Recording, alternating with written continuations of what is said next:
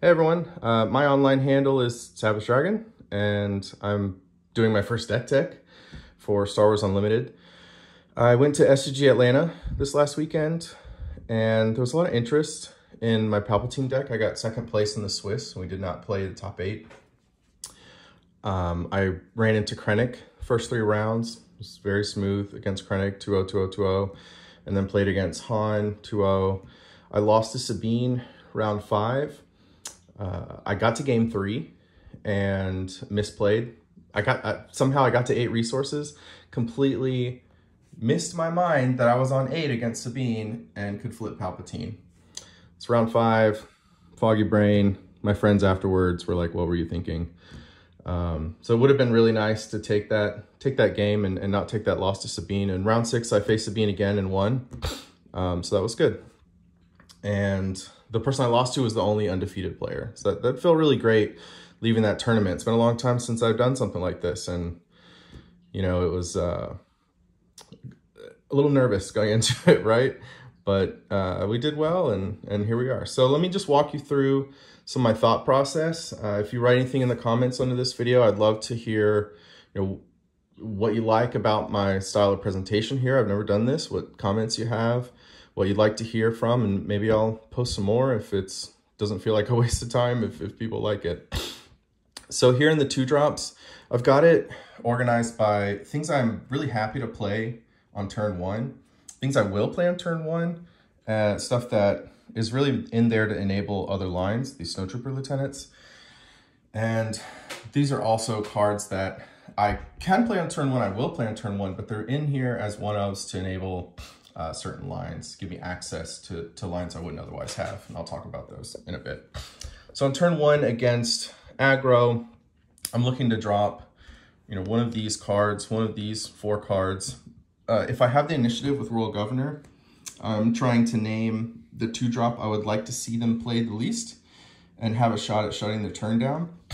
For example, in one of my matches against Sabine, I had Make an Opening in my hand. So I named a 3-drop 3 toughness 2-drop, Sabine, and my opponent played Wolf. And next turn I got to just take the Wolf right out, right? So you're using this to think about your lines based on what's in your hand, based on how you think the next few turns are gonna play out, and try to shut down some of your opponent's lines.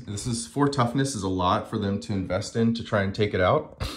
So you're probably going to get them to resource the card you named, so they can focus on trying to kill you. And then dropping this turn 1 also enables Royal Guard to have Sentinel on turn 2. So you really, if either of these are in your opening hand and you have the Royal Guard, I'm gonna drop one of these officials. The Shore Trooper, I really prefer to drop a little bit later so that, like, on turn 5, I'm trying to do a 3-drop and a 2-drop at the same time. So he's kind of in there for that turn because on the very next turn, he's going to be turned on, right? So I'd love to play a good 3-drop on turn 5 and then fill in with this guy and have him do some work on the following turn. The Inferno 4 against Control, it's great to filter things to the bottom that you're just not going to need that match. Same with mid-range and same with aggro against any kind of deck. It doesn't do a lot of work against Control. Sometimes mid-range. Against aggro, you're going to take 2 attacks to kill most of their things because they have 3 toughness. But I'm still going to do it, right? I'm going to drop that and get those 2 attacks in, take it out, and use those actions to get some efficiency out of this card. And bearing things that you just don't want to see yet is going to open you up to more efficient lines in those matchups anyway. So I really like that. I didn't have 3 Colonel Yularans for a long time, but it was just so important to try and stay alive against the aggro decks. It's my worst matchup, so my main deck is really focused on aggro. Everything that I need for aggro to try and survive that game 1, make a little bit of adjustments depending on which aggro deck I'm facing, which mid-range deck I'm facing for games 2 and 3. For the Snowtrooper Lieutenant, this is just in here to enable attacks with Regional Governor and Colonel Yularen. If Regional Governor can attack, take something out, and still survive to shut a card off, it's just fantastic. They still would have to invest a card or an attack to take it out. So they're still shut down from that card. You can name Cause I Believe In on turn 1. You don't even have to name their 2-drop. And just to shut them out of lines that you know have a lot of potential to take you out of the game. So I had one of these in my deck in the tournament, and I really enjoyed top decking it in a lot of scenarios. So I went up to 2 there. Here in the 3-drops, I've got my ramp. I found myself resourcing resupply against aggro most of the time. And I was also finding that I was more using resupply on turn 7 to push myself to the Palpatine flip, or, you know, turn 3 if I don't have a laser tech and I'm against a slower deck, I'm absolutely going to play it. But I've moved one to the board. I haven't played it yet. In the tournament, I had the 3 resupplies in the main, but I resourced it a lot, and especially later in the game. You know, you want to hit your first resupply, but if I'm already at 7 or 8 resources and I draw a resupply, I'm going to use it for resource. So, I mean, that's nice that you can do that later on. But one of the things I'm focusing on when I'm building my deck is I want difficult resourcing decisions, because that means I'm opening myself up to meaningful lines of play. So if my resource decisions are difficult, I feel like I'm kind of doing the right thing in deck construction. So I went down to 2. We'll see how that works out. For the super laser tech, I really love having one of those a bit later. It's also great on the Palpatine flip turn because you can use it to ping the unit you're going to steal. But I'm also happy to play it on turn 3, especially if they've played a 2 toughness unit. Then I'm happy to trade it in. If they haven't, I'm always happy to trade it in for a card and get that ping in. For the Consortium Star Viper, KTOD talked about my deck in their podcast following the tournament. And this was one of the cards they highlighted as feeling a little awkward because I don't have ECL. So it's hard to immediately get that Restore 2. I had only one of these in the deck for the longest time. Did some play testing against my own Leia deck and Boba. And I kept finding that I was actually pretty happy to have this as an option on turn 3. There's a lot of lines where the 2 damage from Death Trooper just isn't what I need right now. A lot of times he's better as a turn 5 3+2. Power of the Dark Side is great, but a lot of the times what I'm trying to do with Power of the Dark Side is line up killing their leader with it. Royal Guard, love Royal Guard. This is part of why I'm playing the deck. 3/5 Sentinel is just such a wall against a lot of decks. You know, you can't even K2SO into it. And it's just amazing at protecting the Governor, so I continue to shut cards down, protecting Yularen, so I continue to heal my base. It's just great. But back to the Star Viper, you know, there's Red 3, there's A-Wing. I want to have that line available to me to play to space. If I have a Yularen, it's going to heal me for 1.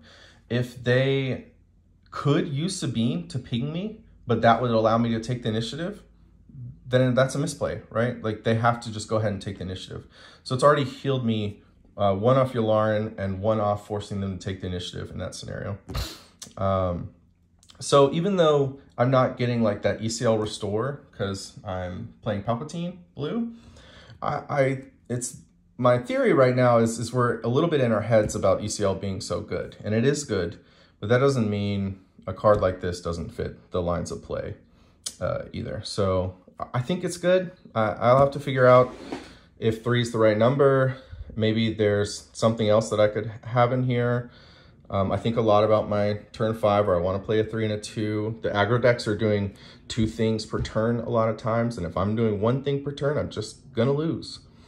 So I need a way to keep up with them, to catch up with them, and have good lines that counter their lines. For make an opening in the tournament, I had 1 in the main deck. There's a lot. Again, I'm trying to focus on the main deck being targeting decks like Sabine, targeting the aggro decks. I haven't had too much trouble against mid-range. I've been just destroying control decks, to be honest. I mean, Palpatine is my own endgame. He draws me so many cards. Control has a lot of trouble keeping up. So I really love making opening against Boba, and it lines up well enough against ECL decks and against aggro decks. They have a lot of 3 toughness units, but I can often kill whatever they ECL'd, because you know their goal is to ECL into something, have their unit live, have mine die, but oftentimes that means making opening is going to kill their Steadfast Battalion, for example. Like someone Steadfast Battalion into a Death Trooper, or no, a Royal Guard. They want to Steadfast into a Royal Guard. They're going to overwhelm for 2, they're going to take 3 on their Steadfast and still have it on the board, and they're thinking, okay, I'm going to get this guy. Next turn I'm going to attack for another 5. Then I just make an opening. It doesn't die straight away, but as soon as the end turn comes around and it doesn't have +2/+2, it's off the board. So my original theory was that I only really want it against Boba, but I found a lot of lines where I was actually happy to have this, even though it doesn't line up well with a lot of undamaged units. So I've got the 3rd one in the board for Boba, and for Boba you've got their shield all-stars, the 2-drop and the 3-drop, and they both have 2 toughness, so it's just feels so good to wipe those out with making openings. I love having it for that line. For System Patrol Craft and Takedown, those are my 4s. I went down to 3 takedowns after the tournament. This is another change. I wasn't resourcing them as much because it felt like it was a card I wanted to keep in my hand, but it clogged my hand up quite a lot. I got to later turns where I'm just sitting there with 1 or 2 takedowns in my hand, and I just didn't have time to play them. They didn't fit my lines. And, you know, against Sabine, I love to take down on their flip, but I often have to pass in order to do that. And so they know what's happening. They're going to play right into it anyway, but if they have another play, they might decide not to. As so far, everyone has just gone ahead and played into the takedown, to be honest. And I'm happy to have it for that scenario. But I also feel like it's not necessary for that to be my line on turn 4. Playing a double 2 is fine. Playing a Colonel into a Shore Trooper for 2 heals is fine. Playing a Regional Governor if I have initiative, and naming K2SO or something like that lets me potentially shut down what they want to be doing on turn 4 and then drop a Governor or a Shore Trooper for my other resource. So I don't think it's necessary for me to have takedowns. I found it clogging my hand a lot, and I've cut down to 3, and we'll see how that turns out. For System Patrol Craft, it's excellent at stopping A-Wing and Red 3, and the 3-2 for Boba, the 7th Fleet Defender. There's a lot of little flyers that get shut down. They have to attack twice into this. It's really great. I'm not sure if I'm supposed to have 3, because sometimes a lot of times the decks that are going for your base, they are trying to play into the opposite arena, right? So if they're playing into space and I'm just not drawing space, because I only have Star Viper and Inferno 4, and so they know that. So maybe their line is to, hey, I drew a space hand, I'm gonna curve into space. Then hitting this on 4 is just excellent, because they've invested so much in space, and this is blocking them so well. You know, they have some lines to take it out, but they're gonna have to invest resources into it because of the Sentinel. I really like this as a turn 4 play. Overwhelming Barrage, you know, it's such an obviously good card. It does so much. There are a lot of times where it's just not the right line, but it's so good in this deck. I don't have to talk too much about it. We all know it's good, but I think it's worth challenging those ideas as well. And one of the reasons I think it's extra good in Palpatine is sometimes you have extra damage with Overwhelming Barrage. Maybe you can kill 2 units and you still have a damage left. Maybe you can only kill 1 and you've got some extra damage. I can kill the 1 unit, put 1 damage on the thing I want to steal when I flip, and then put anything else on another unit. So if I have like 6 damage, I can kill a 3 toughness, 2 toughness, and put 1 on the thing I want to steal. So in this deck in particular, even though it is challenging for me to have a unit on the table that's ready to take that barrage, you know, if they weren't able to take out the patrol craft, or they've left a Star Viper, or I've got a Royal Guard that they've had trouble wiping out, or even more often than not, it's like a regional governor, and all I'm getting out of it is 3 damage on the hit, but then also a 3/6 to attack with from the regional governor. That can take out a 2, ping something for 1, attack for 3. I mean, it's just doing so much with that 1 card. It's just, you know, we know it's good. It's extra good with Palpatine because you actually get to use that extra damage. Vanquish, this is a card that I have considered removing completely from the main. Spending, like I said earlier, the decks that are taking out your base, they're playing 2 cards a turn. So for me to play a 1-to-1 card on turn 5 is often really challenging. It's very challenging for that to be the right line. So I don't actually see this as an on-curve play most of the time. My main targets for this are like a reinforcement walker, an opposing reinforcement walker, an opposing avenger, an opposing the 4/6 grit that untaps itself, that readies itself, the fire spray. So there are cards that I do want to invest this into, even if it's my entire turn. But there's not a lot, and by that time I probably have other options like Power of the Dark Side if I'm able to wipe out other cards. And so I don't want a lot of these. I still like having access to the 1, and we'll see where that goes.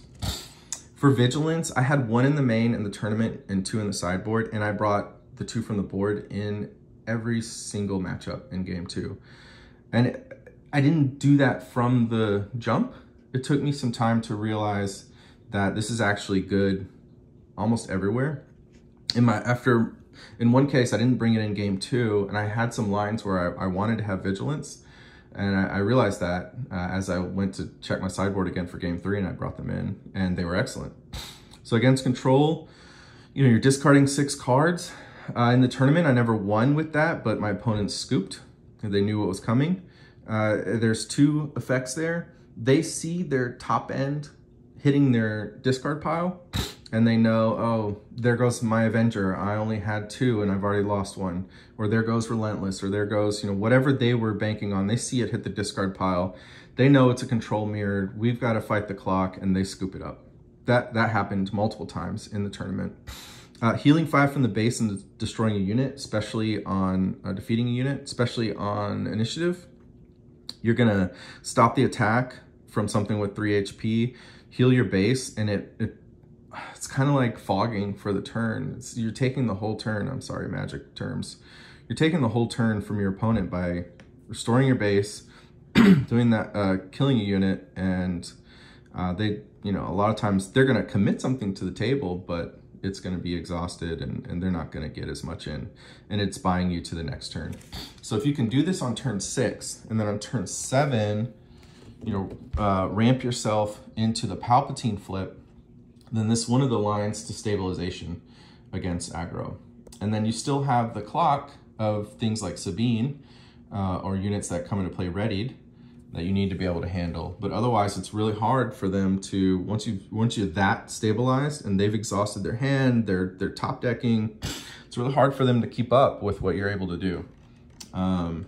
Vader as an example. Vadering into Royal Guard is incredible. Vadering into Death Trooper lets Vader kill a 7 toughness unit like a Boba. Hopefully Boba's dead by then. But if you've ramped, you might use it to kill Boba. But this is my favorite target. If they're in space and I just need this, I can't get it because it's black. What am I talking about? But laser tech is something I'll pull out a lot of times. I whiffed exactly once in the tournament. Sometimes I'm happy to hit probe droid because I just need to see what are they doing. Maybe they're behaving as if they have a super laser blast in their hand, or an Avenger in their hand, or a Power of the Dark Side in their hand, and hitting this lets me know that, okay, what are they playing around? I see their behavior. It looks like they're playing into this line, and that can confirm it. Hitting Snow Trooper Lieutenant, if I have another readied unit, then the Vader action puts the Vader on the table, the Snow Trooper on the table, and triggers 2 attacks.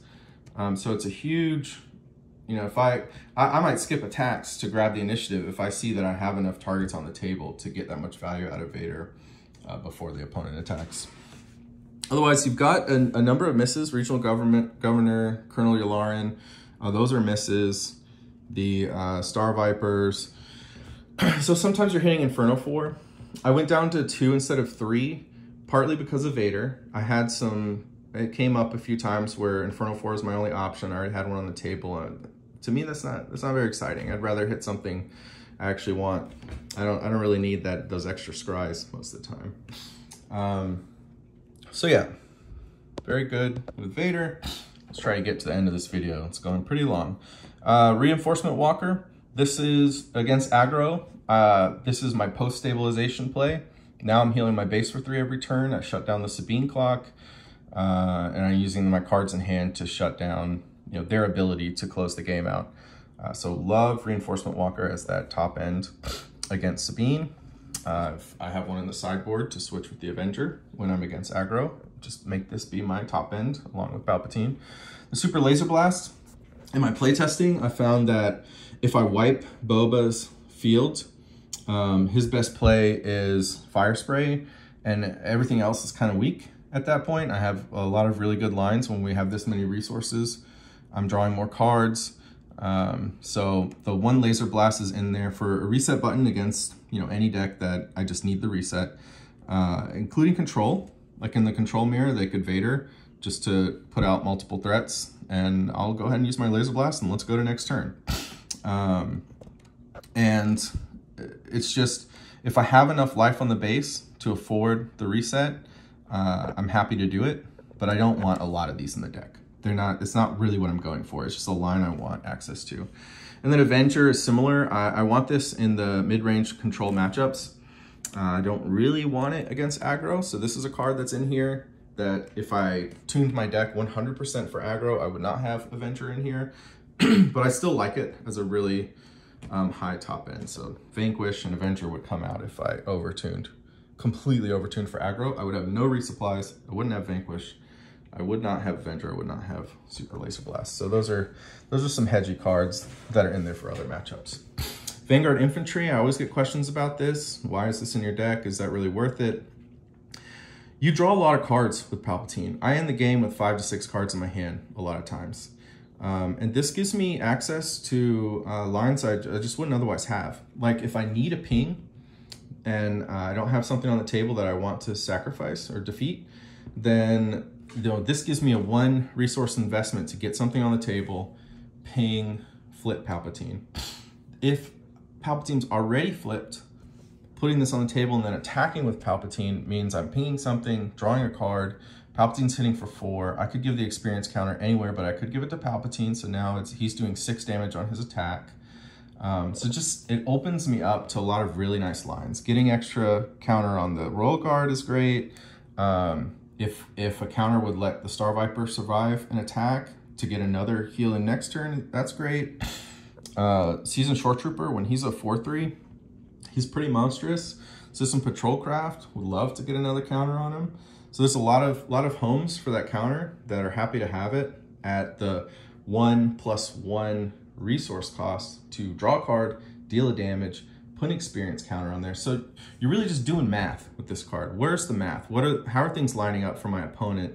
And is this a turn where doing a ping, drawing a card, and buffing one of my units is going to change my lines in a positive way? And that happens a lot. And again, on like turn 4, I might set myself up for it because maybe I don't have Patrol Craft or Takedown. So maybe I play the Royal Guard, play the Infantry, and I've set myself up for turn 5 to take advantage of those kinds of lines.